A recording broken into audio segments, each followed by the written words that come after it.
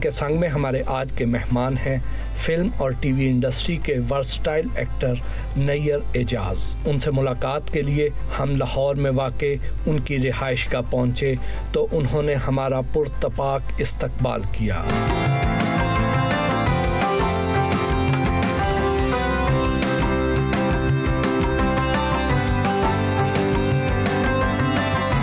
नैयर साहब, कैसे हैं आप? आपकी दुआएं। एक चेहरे पर कई चेहरे सजा लेते हैं लोग। वैसे तो ये और मानों में बात की जाती है, लेकिन आपको ये कहते हैं अ मैन विद 1000 फेसेस, तो कैसा लगता है आपको? ये भट्ट साहब, एक तो बहुत शुक्रिया, आपने इस प्रोग्राम में मुझे बुलाया, आप आए मेरी तरफ, बड़ी मेहरबानी। और जिसने मेरे लिए लिखा मैन विद 1000 फेसेस, उनका बहुत शुक्रिया। मेरा ख्याल है मैं पाकिस्तान का पहला हूँ जिसको ये कमेंट मिला है। बात ये है कि स्टार्ट में जब मैं एक्टिंग के बारे में था कि यार ये एक्टिंग क्या है, इसको कैसे करना है, तो मैंने जब बहुत से आर्टिस्टों का काम देखा तो उसमें दी मालन ब्रांडो साहब नज़र आए कि जी वो एक आदमी है और मुख्तलिफ स्वांग रचाता है। मतलब है कि जी आप नैयर एजाज हैं लेकिन कैरेक्टर आप नहीं हैं, तो आपने कैरेक्टर बनाना है। अब उसके बनाने के लिए आपका, मैं तो यहाँ तक सोचता हूँ कि जी मुंह का जाविया कितना होगा, ड्रेसअप कैसा होगा, आई लुक उसकी किस तरह की होगी, वॉक कैसे होगी, ये सारी चीज़ें क्रिएट करता हूँ मैं पहले। आप खुद को वर्सटाइल आर्टिस्ट समझते हैं या स्टाइलिश? ओरिजिनल लाइफ में मैं स्टाइलिश हूँ, लेकिन कैरेक्टराइजेशन में वो वर्सटाइल हूँ। वर्सटैलिटी आप जो है वो आप नहीं है। स्क्रीन पे आप आते हैं तो आप दूसरों को ये बावर कराते हैं कि जी ये किरदार इस तरह है, तो फिर लोग आपके साथ चल पड़ते हैं। फिल्मों और ड्रामों में आपने हमेशा मनफी किरदार अदा किए हैं ज़्यादा, जबकि असल ज़िंदगी में आप बड़े सेंसिटिव आदमी हैं, रोमांटिक आदमी हैं, बड़े इमोशनल इंसान हैं। बिल्कुल सदाकत है, मैं इमोशनल भी हूँ। लोगों के दुख देख के और लोगों के मसाइल देख के मैं दुखी हो जाता हूँ। अच्छा, मेरे साथ एक अजीब बात है कि जो लोग मुझे जानते हैं वो कहते हैं यार तुम्हें देख के लगता है ना तुम्हें कभी किसी को दुख होता है ना, तो कोई ऐसा प्रॉब्लम, ऐसी बात नहीं है। मैंने अपना वो एक वो बन गया शायद कि मैं लोगों को इतना वो नहीं लगता, लेकिन मैं दुखों में रो भी पड़ता हूँ और बहुत सेंसिटिव हूँ, बेइंतहा रोमांटिक हूँ, लेकिन हर चीज़ की एक हदूद मैंने कायम की हुई है कि रोमांटिक इतना ज़्यादा नहीं कि जूतियाँ पड़ जाएं, बस एक लिमिट तक हर चीज़ अच्छी लगती है, उस तरह से बस ठीक है। क्या आपके ये जो एहसासात हैं इनको स्क्रीन पर निभाने का मौका नहीं मिला या खुद नहीं करना चाहते? मैं स्टार्ट में जब मुझे कोयटा टेलीविज़न से काम मिला तो वो मुझे देख के कहते थे कि यार इसको नेगेटिव रोल नहीं देना, चूँकि ये नेगेटिव आदमी नहीं है, इसे नेगेटिव कर नहीं सकेगा, तो मुझे वो पॉजिटिव रोल देते थे। फिर एक रऊफ खालिद साहब ने ड्रामा लिखा था मदार, उसमें एक नेगेटिव रोल मैंने मांगा था, मैं कहा यार ये वाला मुझे दे दिया, तो फिर मैंने अपने सारे बाल छोटे छोटे करवा दिए। नई लुक लेके मैं जब आया उन्होंने कहा है ये तू है, मैं कहा जी मैं अब करता हूँ इस तरह से, फिर वो नेगेटिव रोल मिलना शुरू हो गए। मनफी किरदारों से शोहरत मिली, फिल्म और टीवी पर अनगिनत किरदार निभाए और जो भी किरदार अदा किया उसको अमर कर दिया। मैं जब काम स्टार्ट करता हूँ तो उस वक्त मैं अपने अल्लाह से एक इल्तिजा करता हूँ कि या अल्लाह मुझे काम नहीं आता, बरकत डाल दे। सच्ची बात है, सिर्फ बरकत है उस रब की। हमारे मुल्क में या दुनिया में बहुत से आर्टिस्ट ऐसे हैं कि वो एक रोल ऐसा कर जाते हैं जो अमर हो जाता है, उसके बाद वो सेकंड रोल उतना पावरफुल और उतना अच्छा कर नहीं पाते। एक तो वजह ये होती थी कि यार पंजाबी फिल्मों में आपने 70 आदमियों में अगर काम करना है तो फिर एक एक लाइन मिल रही है, वो बेवकूफ़ों की तरह बोलने से बेहतर होता था कि इंस्पेक्टर का रोल इंडिपेंडेंट विलन होता था तो वो मैं कर लेता था, ठीक है। और कोशिश ये करता था कि इनमें भी कुछ ना कुछ ऐसी तब्दीली ज़रूर लाता रहूं जो देखने वाले को ज़्यादा अच्छा लगे। उसी तरह सिर्फ ये नहीं था कि जी मैंने एक हिजड़ा किया है, अब उसमें मैंने हिजड़ों की बहुत सारी वेरिएशंस की हैं, लेकिन आपको एक हिजड़ा दूसरे हिजड़े से मिलता हुआ नहीं मिलेगा, अलग अलग लगेगा। दर्द की जो टोन है बाबूजन में, मैं तो बाबूजन ये तो मेरे 15 साल बाद शाहरुख खान साहब ने किया था किरण।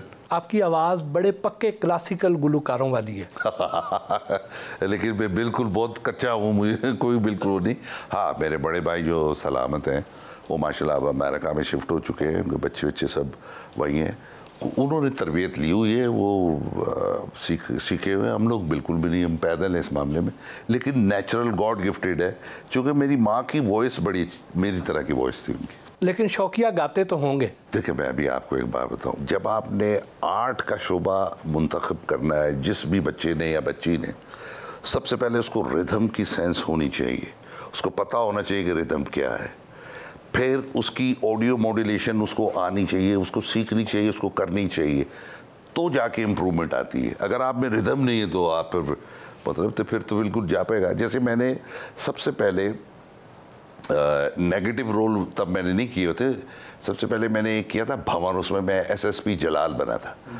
उन दिनों में, अब ये कोयटा में था, उन दिनों में हमारा वो जो लोयन रिची साहब का एक गाना बड़ा पॉपुलर हुआ था, से you together that's the way it should be. अब उसने जिस टोन में गाया था उसका एक बीट थी, रिदम थी ना, से यू से मी से you together that's the way it should be. अब मैंने उसकी टोन क्या बनाई थी, मैं कई बार यूसुफ से मिल चुका हूँ, वो मुझे कभी भी आदमी मुझे नहीं लगा। अब उस बिट को पकड़ा था, ये आदमी जो है ये लंदन से सीएसएस करके आया हुआ है, तो उसका बोलना, उसका सारा कुछ, और उस वक्त जो ये पर्म करके आगे कर्ल बाल और सारे कटे हुए बाल, ये उस वक्त में लेके आया था स्क्रीन पे।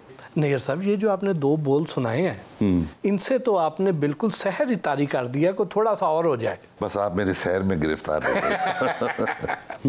जाने ना जाने गुल ही न जाने बाग तो सारा जाने है, बाग तो सारा जाने है, पत्ता पत्ता बूटा बूटा हाल हमारा जाने है, हाल हमारा।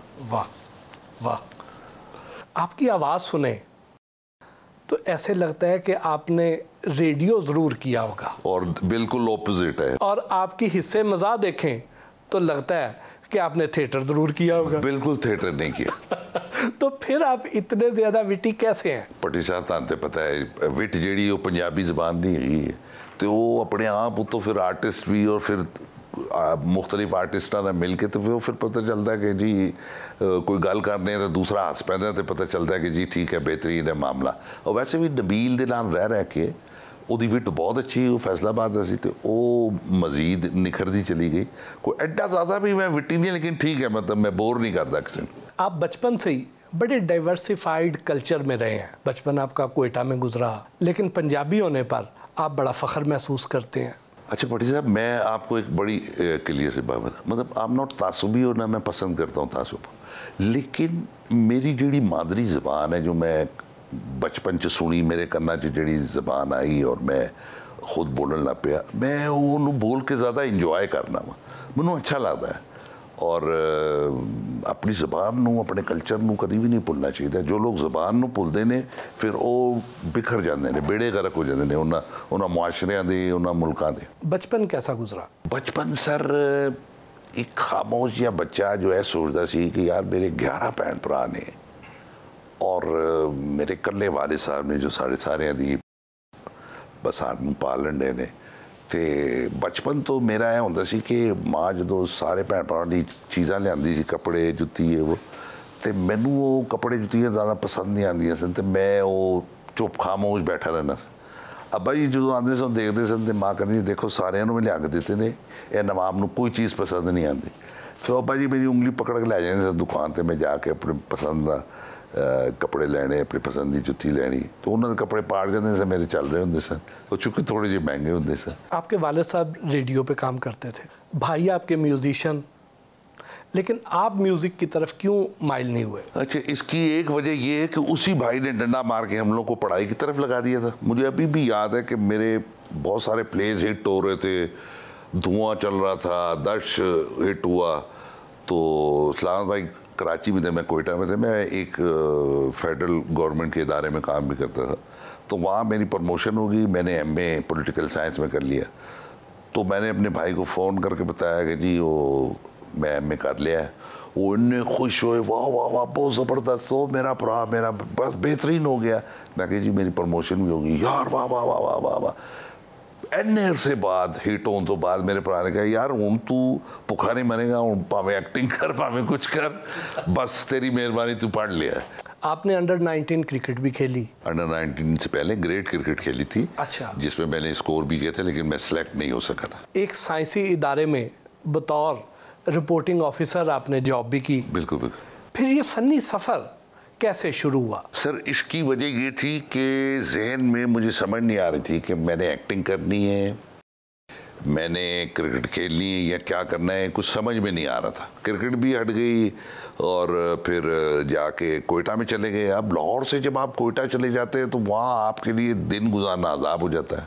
फिर वहीं से BA किया, फिर MA किया। जब जॉब की तो सुबह टाई लगा के जाते थे, सारा दिन सिवाय सियासत के कुछ भी नहीं होता था। ओदी ACR खराब कर देंगे, उन्होंने ऐ कर देंगे, उन्होंने इंज कर देंगे, उन्होंने यार मैं कितने फंस गया, या अल्लाह काटे तो जल्दी जल्दी। फिर उस दौरान ड्रामे मिल गए, उसमें अल्लाह ताला ने कामयाबियाँ देना शुरू कर दी। फिर फिल्म, जो बब्बू बराल साहब मरहूम इस दुनिया में नहीं है, मैं हमेशा उनका बहुत बड़ा एडमायरर हूँ। उधर भी ताहिर सरवर मीर साहब ने हम वो कास्ट वो कराया, और ताहिर मीर साहब ने मेरे लिए फ़ोन किया कि जी फिल्म च आओ तुसी बिल्कुल। फिर नबील और ताहिर सरवर मीर साहब ने, वो फिर हमारा तब से प्यार और दोस्ताना जो है, इस दोस्ताने में गर्ज नहीं है। पहले ही दिन पहली फिल्म के सेट पर 15 फिल्में साइन कर ली। आखिर प्रोड्यूसर को आपके अंदर क्या नज़र आ गया था? मैं भी सोच रहा था कि नजर आया। ताहिर सरवर मीर साहब ने, जो मैं फिल्म करने आ रहा था उससे पहले इन्होंने मेरे लिए इतना कुछ लिख दिया था कि प्रोड्यूसरों ने कहा कि कोई हॉलीवुड से एक्टर आ रहा है, फाड़ लो इन्होंने छती छती। तो उन्होंने मुझे पकड़ लिया और मैं धड़ाधड़ फिल्में साइन करता चला गया। 15 फिल्में साइन करने का गुनाह मीर साहब के बल्कि हम तो इसको सेरा कहेंगे। हाँ मतलब ठीक है। नैयर साहब, आपने जितने लाजवाल किरदार अदा कर छोड़े हैं, क्या आपको लगता है कि आपको हुकूमत ने या इंडस्ट्री ने उसके मुताबिक रिवॉर्ड किया है या नहीं? आपका सवाल बड़ा ख़तरनाक है। अच्छा, मैं चूँकि नेगेटिविटीज़ पे बिल्कुल नहीं जाऊँगा। मेरा ये ईमान है कि जिसको मिल रहा है बेहतर है, नहीं जिनको नहीं मिल रहा वो इंतज़ार कर लें, शायद कभी ना कभी मिल जाएगा। हाँ, उस वक्त अफसोस होता है कि जैसे मेरी एक फ़िल्म बाजी वो कनाडा के मोज़ैक फ़िल्म फेस्टिवल में गई और वो उसमें मैं बेस्ट सपोर्टिंग एक्टर जीत गया। और जबकि यहाँ इतनी फिल्में जो हिट हो रही हैं और सारा कुछ हो रहा है, तो मेरा नाम तक अवार्ड में नहीं रखते। तकलीफ़ तो होती है कि यार अगर हम कुछ थोड़ा बेहतर काम कर रहे हैं तो अवार्ड भी मिलना चाहिए। तो मेरा ख्याल है कि मेरी बारी जो बैठते ने अवार्ड की नॉमिनेशन वास्ते, तो किसी की नज़र दी ऐनक गुम जाती है, तो किसी के कान दे वो चीज़ां गायब हो जाती हैं, तो इस वास्ते वो फिर नहीं कर पाते, मैंने अवार्ड से नहीं रख पाते। आपका कोई ऐसा ड्रीम कैरेक्टर हो जो अब तक कर ना पाए हो? यार ड्रीम कैरेक्टर, मैं कहता हूँ हर कैरेक्टर इतना मुश्किल होता है, जब तक वो प्रॉपर तरीके से हो ना पाए तो परेशान ही रहता हूँ मैं। लेकिन ड्रीम कैरेक्टर मेरे ख्याल से मैं 2 कैरेक्टर ऐसे हैं जो मैं ज़रूर करना चाहूँगा। एक गॉडफादर अल्टीमेट है, उसको बहुत अच्छा निभाएंगे आप। क्या किया हुआ नहीं, जिसने किया हुआ उसने तो दुआई मचाई हुई है, तो उस पर कोई नया काम करना चाहूँगा अगर उस तरह का कोई रोल हुआ। और एक मैं कटापटा एक आदमी का कोई इस तरह का कोई चीज़ें मेरे जहन में आती हैं, वो जब कुछ चीज़ें सेटल्ड हो जाएं, लोग समझ सकें, तो फिर उसको मैं करूँगा इस तरह का एक रोल। आप अंग्रेज़ी गाने भी गाते हैं, हॉलीवुड एक्टर्स के फ़ैन भी हैं, अगरचे आप खुद उसी पाए के ही फनकार हैं, तो क्या आपको वहाँ से ऑफर्स नहीं आती? वेट कर रहा हूँ, बहुत जल्द आ जाए, अल्लाह करे, इंतज़ार तो है। रोटरी क्लब लाहौर के साबिक गवर्नर और दोस्त मुबारक अली शाहिद भी मिलने आए। जिस तरह मेरे भरा दा नाम है ना मुबारक जी, इन्हां दे काम भी मुबारका वाले ने। माशाल्लाह। दयालु ने, लोगों का ख्याल रखते ने। फिर एक इन्होंने रोटरी क्लब बनाया है जी। पूरे पाकिस्तान के रोटरी क्लब के गवर्नर ने। माशाल्लाह। लोगों को खाने मिलते ने, हर किस्म के इलाज की फैसिलिटीज़ देंदे ने। मैं कहना जी मैं तुहानू दस नहीं सकता, इतने बेहतरीन मेरे दोस्त ने कि मैं बयान नहीं कर सकता। सर बैठो प्लीज़, बैठे मुबारक भाई। वाह, मुझे लगता है मुबारक साहब आप शायद कुछ अर्सा पहले ही रोटरी क्लब पाकिस्तान के गवर्नर बने हैं, क्योंकि इससे पहले मुझे रोटरी क्लब की ऐसी एक्टिविटीज़ नज़र नहीं आती थी। बिस्मिल्लाहिर्रहमानिर्रहीम। रोटरी क्लब तो 117 साल पुरानी है। शिकागो से इसका USA से आगाज़ हुआ और इस टाइम पूरी दुनिया में 200 कंट्री में ये सर्व कर रही है। और हम यहाँ पे पाकिस्तान में जो कायदे आज़म रहमतुल्लाह अलैह थे, वो यहाँ पे 1927 में यहाँ लाहौर में तशरीफ़ लाए और हमारा यहाँ पे जो एक क्लब है रोटरी क्लब लाहौर, वहाँ पर उन्होंने ख़ताब किया। तो नया तो नहीं है, लेकिन चूँकि गवर्नर है वो हर साल चेंज हो जाता है। ये रोटरी का मतलब यह है रोटेट करना, पूरा सिस्टम हर साल चेंज हो जाता है। मैं लास्ट ईयर 2019 का 2019-20 का गवर्नर था, अब कोई और है। आने वाले 3-4 साल के गवर्नर हमने मुंतखब कर लिए हैं। हम लाहौर में इस टाइम हमारे पास जो बच्चे हैं उनके हार्ट ऑपरेशन करवा रहे हैं। अगर ये मेरी आवाज़ कोई सुन रहा हो, कोई ऐसा बच्चा जिसका ट्रीटमेंट नहीं हो सकता, तो हम फ्री ऑफ कॉस्ट, हमारे पास एक ग्रांट है, रोटरी की ग्लोबल ग्रांट है। यहाँ पे लाहौर में एक हॉस्पिटल है, लाहौर यूनिवर्सिटी हॉस्पिटल। तो ये भी एक बड़ा सदका जारिया है कि वो लोग, वो बच्चे जो किसी भी वजह से अपने ऑपरेशन नहीं करवा सकते या डॉक्टर लंबी डेट देते हैं, वो अगर हमारे साथ रब्ता करते हैं, 4-4.5 लाख रुपए का इसका खर्चा आता है, तो वो हम रोटरी इंटरनेशनल प्रोवाइड करते हैं। ये तो बहुत तो ये भी बहरहाल एक आवाज़ है कि जो हम पहुंचा सकते हैं। नईर साहब की एक शख्सियत है, एक बागो बहार शख्सियत है और अल्लाह ताला ने इसको पहचान दी है और पूरी दुनिया में इनका नाम है। लेकिन इनको इस तरीके से भी हम देखते हैं कि जो हमारे सर्विस के प्रोजेक्ट हैं उसमें हमारा साथ देते हैं। आपको नैयर साहब का कौन सा किरदार सबसे ज़्यादा पसंद है? अच्छा, किरदार तो ये बड़े वर्सटाइल हैं और जो भी किरदार हो उसमें पूरा इंसाफ कर देते हैं। मैं अभी भी कभी कि जब कभी उदास हों या कोई बहुत ज़्यादा कोई लाफ्टर की ज़रूरत पड़े तो जंजालपुरा का इनका शिमी गुरु का किरदार अच्छा, वो किरदार मतलब इन्होंने अपने ऊपर ऐसा वारद किया।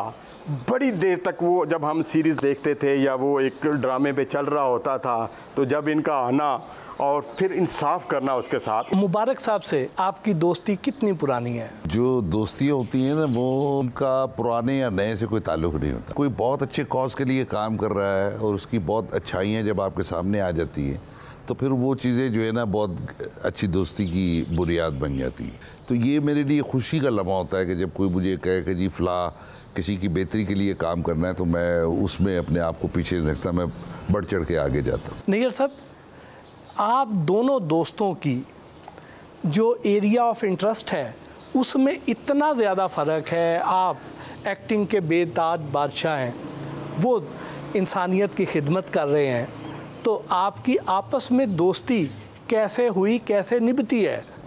देखिए जी, दोस्ती ऐसी हुई कि हम दोनों अपनी अपनी फील्ड, अलग अलग फील्ड के लोग हैं, लेकिन हम दोनों का कॉज एक है, ह्यूमैनिटी की खिदमत करना।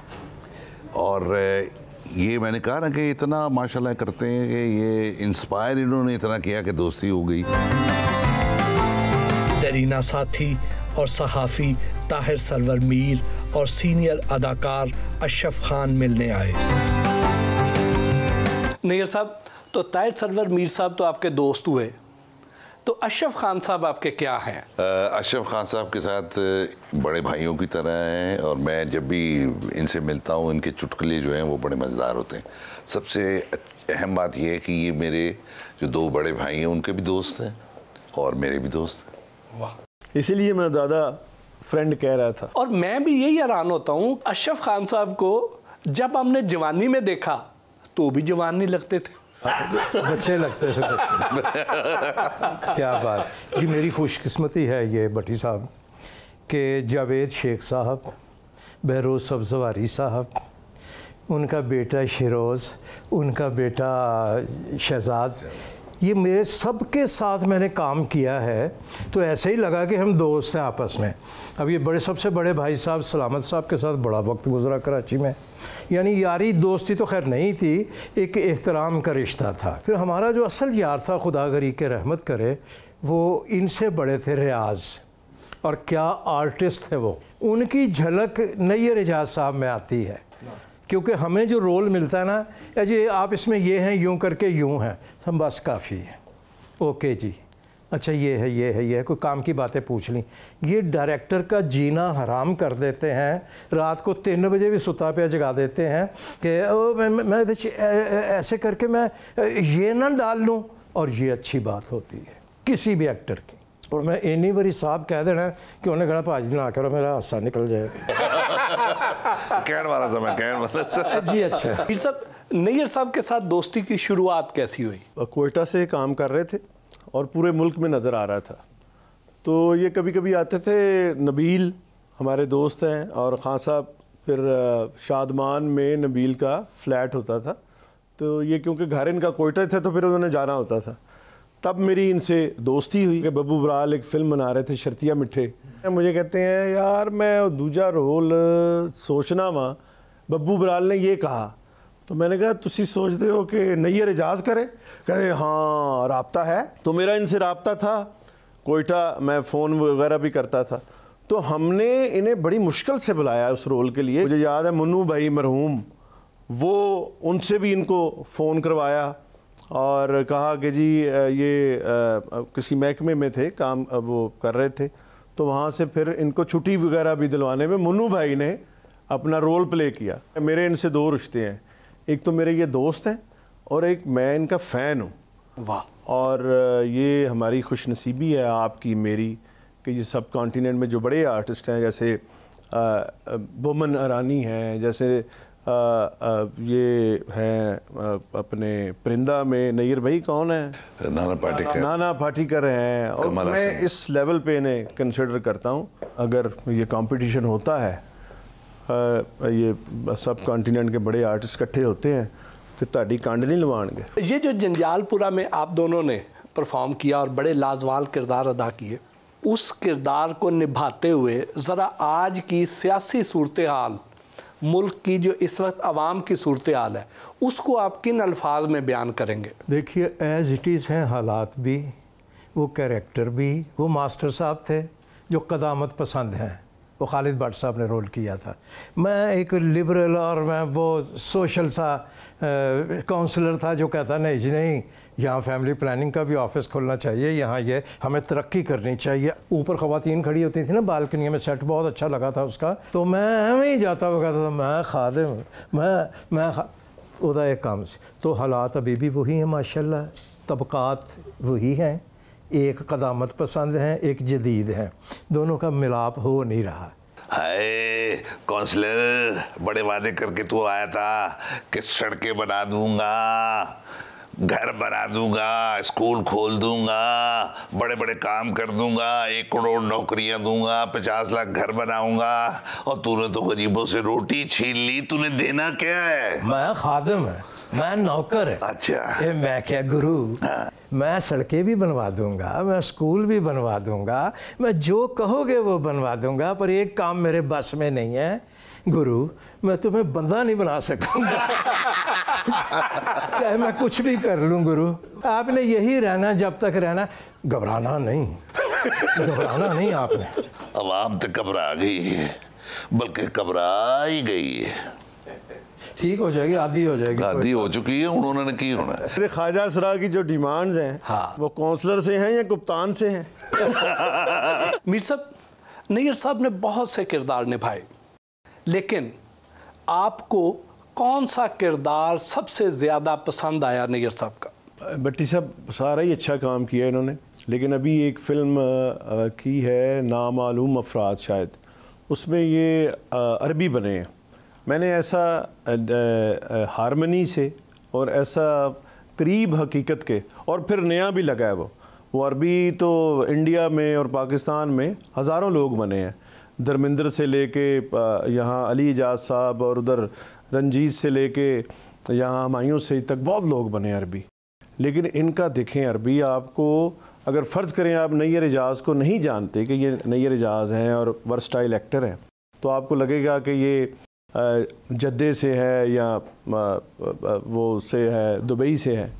लगे ही नहीं है कि इन्हें उर्दू या पंजाबी या पाकिस्तान देखा भी होगा। आला बाकी जितने भी अरबी बनते हैं, बहुत सारे लोगों ने किया, स्टेज पे भी किया, टीवी पे भी, वो चीख चीख के कह रहे होते हैं कि मैं गुजरांवाला का अरबी मैं गुजरांवाला का अरबी हूँ। कितों ना कितों निकल आता गुजरांवाला। खान साहब, आप तो माशाल्लाह बहुत ही सीनियर आर्टिस्ट हैं।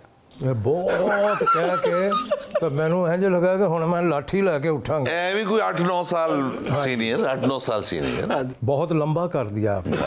जरा कटाओ। चलो चंद्रगुप्त मौर्य का दौर लगा। मीर साहब, वैसे तो दोस्तों की खूबियां बताना ज़रा मुश्किल होता है, तो आप चलें अपने दोस्त की कोई खामियां ही बता दें। भट्टी साहब, मैं कोई 25-26 साल हो गए हैं मेरी दोस्ती है इनसे, तो ये भी एक मयार और टेस्ट, लिटमस टेस्ट होता है कि आप 25-26 साल में कभी कोई गिला ही ना हो। और मुझे ये गिला नहीं वो है, मैं इनको दरख्वास्त करूँगा कि अब जो है ना ये एक बड़ी सी लग्जरी गाड़ी लें, क्योंकि ये इन बातों पे ना ध्यान नहीं है, तो ये इनको सपोर्ट करेगी इनके करियर में भी। इनकी जो फ़ीस है, आपकी गाड़ी अगर खड़ी है ना 1.5 करोड़ की, तो प्रोड्यूसर आपकी वहाँ से फिर वो शुरू कैलकुलेशन में और एवेल्यूएशन में ये चीज़ें भी, तो ये इनको फ़ायदा होगा। इनकी तरफ ध्यान नहीं है, मस्त आदमी है। बड़ी अच्छी बात मीर साहब ने की कि ये स्टेटस जो है ये होना चाहिए, मगर अगर उसके बग़ैर भी आपका काम चल रहा है, क्योंकि बड़ी सहूलियात ट्रांसपोर्टेशन में भी हो चुकी हैं कि आपको बड़ी बड़ी अच्छी मिल जाती हैं गाड़ियाँ जिसमें जाने के लिए, इनकी सोच और है। उसे मैं खामी तो नहीं कहूँगा, वो अब खूबियों की तरफ हम आ जाएंगे। जितने की गाड़ी आती है ना, उतने का ये एक मकान खड़ा कर देते हैं वहदत रोड के ऊपर। तो वो अच्छी बात है ये गाड़ी से। और मीर साहब, बड़ी माजरत के साथ आपने कहा 2.5 करोड़ की गाड़ी, फी ज़माना आप 5 करोड़ रुपए की गाड़ी भी प्रोडक्शन हाउस के बाहर खड़ी कर देना, 1 रुपया मिल जाए मैंने फाड़ लेना। आपकी बहुत मेहरबानी, आप लोग आए, और मुझे पता है कि अशरफ खान साहब को बहुत भूख लगी है, तो खाना खाते हैं। खान साहब को भूख लगी है तो मैं मेदे दा प्रेशर कराया। एक गल सुन ली मैं अशरफ खान साहब दा नाले, उन्होंने किसी पे तो मुद्दा डालना। हाँ चलो उठो जी, आओ जी, आज ये प्लीज आइए। दोस्तों के साथ दोपहर का खाना खाया।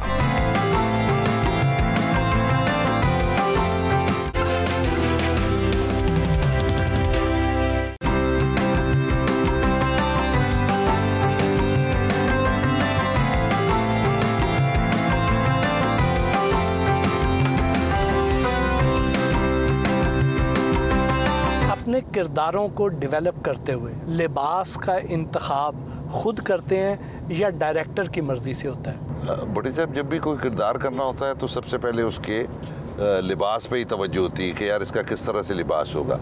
मिसाल है, फ़र्ज़ करें कि एक ट्रक ड्राइवर है, वो किस तरह की जूती पहनेगा, किस तरह के कपड़े पहनेगा, किस तरह की पगड़ी पहनेगा, या एक लॉर्ड आदमी है तो वो किस तरह के ड्रेसेस पहनेगा। पहले तो यही क्रिएट करते हैं। लेटेस्ट एक फिल्म लगी थी बाजी, जो माशाल्लाह बड़ी अच्छी गई थी। बाजी में हम लोगों ने जब डिस्कस की कि भाई ये डार्क कलर, ब्राइट नहीं बल्कि डिम कलर के कपड़े पहनता है, क्योंकि वो एक अंदर से डिम आदमी है लेकिन वो लोगों को दिखाता है कि वो बड़ा ब्राइट आदमी है नहीं वो ब्राइट। या अभी एक फिल्म आ रही है घबराना नहीं, उसमें कुर्ता और पजामा है, वो आपको मज़ा आएगा। वो उसकी चीज़ें भी बिल्कुल अलग हैं, और उसका डायरेक्टर है साकिब खान, नया है, बड़ा ब्रिलियंट है। अल्लाह मियां उसको कामयाब करे, बड़ा अच्छा काम कर रहा है वो भी।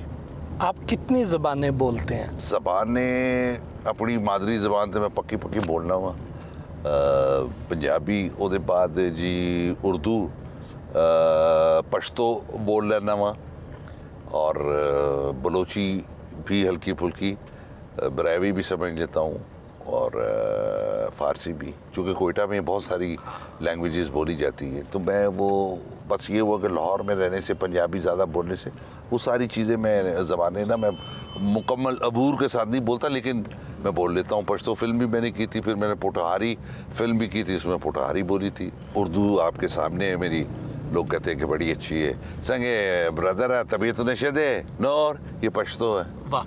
और बीच में मैंने वो पटवारी भी बोले थे, माड़े बटकियाँ क्या जी, माड़े बटकियाँ ने सब किता है ना जी, वो भी मैंने बोली। फिर सिंधी का लिंगो भी मुझे दे, साईं चंगो चंगो बोलो साईं तबीयत है। हाँ, फिर एक वो है बरावी ज़बान, उसको भी मैंने उर्दू में जिस अंदाज से बोली हुई है वो लोग खुद हैरान थे कि यार कैसे, अरे बाबा अरे हबा बात है समझता है कि नहीं आई, अरे बाबा बोलो हाँ, इस तरह थी। फिर वो बलोची भी, फिर फारसी की भी। फारसी मैंने एक लॉन्ग प्ले किया था, उसमें तालीक बना हुआ था, तो वो उसमें फिर फारसी की टोन टेम्पो इस तरह से की थी। बाबा भी दी, बाबा बिशी बिशी बिशी इंजी बिशी इंजी बिशी, हम जो बात सोचते हैं वो दुनिया नहीं सोचती है, तो आप बैठे बैठे बिशी बिशी बाबा बिशी। तो इस तरह से सारा चलाते हैं। जैसे नामालूम अफराद में अरबी बोली थी, वो प्योर सारी अरबी बोली आती नहीं थी। वो बस उनसे रिक्वेस्ट की, यार आप प्रॉम्प्ट कर देना, मैं बोल दूंगा। मैंने तमिल भी बोली हुई है, तमिल भी। वहाँ तमिल के एक डायरेक्टर हैं हमायत खान, वो आए थे, तो उन्होंने ये बच्चों मनसूबाबंदी पे की थी जिसमें मेरे 15 बच्चे होते हैं, तो वो मैं तमिल भी बोल गया था। वो भी सुनाए ना। अंदर के नमस्कारम बाबा, अंदर के नमस्कारम। और वो इटली अबा कीसे मसौसी, इस तरह करके वो डायरेक्टर बोलता था, मैं बोल देता। वाह वाह। जिंदगी में कोई पछतावा? एक्चुअली लाइफ में पछतावा, देखिए आप कोई ऐसा काम करेंगे जिससे आप लोगों को तकलीफ पहुंचाएंगे, दुख पहुंचाएंगे, तो फिर आपको पछतावा तो होगा। मैं शुरू से ही इन चीज़ों से दूर रहा हूँ। हाँ, बस कभी कभी ऐसा होता है कि वो जो बचपन की मोहब्बत थी, जो आज भी चूँकि मैं सेटल नहीं था लाइफ में, वो ज़रा ज़्यादा पढ़ लिख गई थी, तो खाते पीते घर की लड़की थी, तो उसकी शादी भी उन्होंने कर दी। तो मैं वो फिर बस उसका कभी कभी याद आता है कि यार वो लाइफ में होती तो चलो अच्छा होता। लेकिन बहरहाल अब जो लाइफ पार्टनर है वो भी बेहतरीन है, बहुत अच्छी खिदमत गुजार है।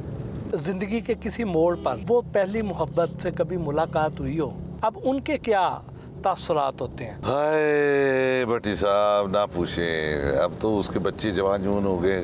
कभी कभार होता है तो बस एक हसरत होती है देख के, वो भी बेचारी देखती है, मैं भी देखता हूँ और चुप करके गुजर जाते हैं। कहाँ नहीं, कुछ कह नहीं सकते ना, बस जो चीज़ नहीं थी मुकद्दर में नहीं थी वो नहीं थी बस। तो अब आपका वो तारुफ कैसे करवाती हैं कि ये पाकिस्तान के बहुत बड़े स्टार हैं नैयर एजाज, या ये कहती हैं इनसे मिलें, ये आपके मामू हैं? नहीं, इस तरह का कोई चक्कर हुआ नहीं, क्योंकि आमने सामने हम लोग दूर दूर से ही देख रहे होते हैं, तो वो ये मामू शामू ना वो कहती है ना ना मैं मामू हूँ, ना मैंने कुर्सियाँ रखी है। बस ये कि दूर से एक दूसरे को देख के वो होता है, वो भी अब फील तो करती होगी कि यार ज़िंदगी में ये कहाँ से कहाँ चला गया और मैं बस जल्दबाजी में नहीं मिल सका। लेकिन अब वो भी बेचारी अकेली है लाइफ में, उसका शौहर वौर भी मैं छोड़ छाड़ गया तो अकेली। लेकिन अब क्या किया जा सकता, कुछ भी नहीं। जिंदगी का कोई ऐसा लम्हा जिसने पूरी जिंदगी बदल दी हो? ज़िंदगी का एक ऐसा लम्हा जब मुझे टेलीफोन पे मुझे बताया गया कि मेरे जो मुझसे बड़े भाई रियाज वो अब नहीं रहे दुनिया में, और वो खबर सुनने के कम से कम 2 महीने तक मैं इस तरह था कि मैं जैसे हवाओं में फिर रहा हूँ, क्योंकि उनके बाद टोटल जिम्मेदारी मुझ पे आन पड़ी। और फिर आपको पता है दुनिया में जब आपको पूरी फैमिलियाँ लेके चलनी होती हैं तो फिर बहुत से मसाइल आपको देखने पड़ते हैं, बहुत सी ख्वाहिशें मारनी पड़ती हैं। तो उस एक लम्हे ने टोटल ज़िंदगी बदल दी। पाकिस्तान फिल्म इंडस्ट्री के ज़माने उरूज की यादें ताज़ा करने मुल्तान रोड लाहौर में वाक़े एवर न्यू स्टूडियोज़ गए, जहां नैयर एजाज से हल्की फुल्की गपशप भी हुई।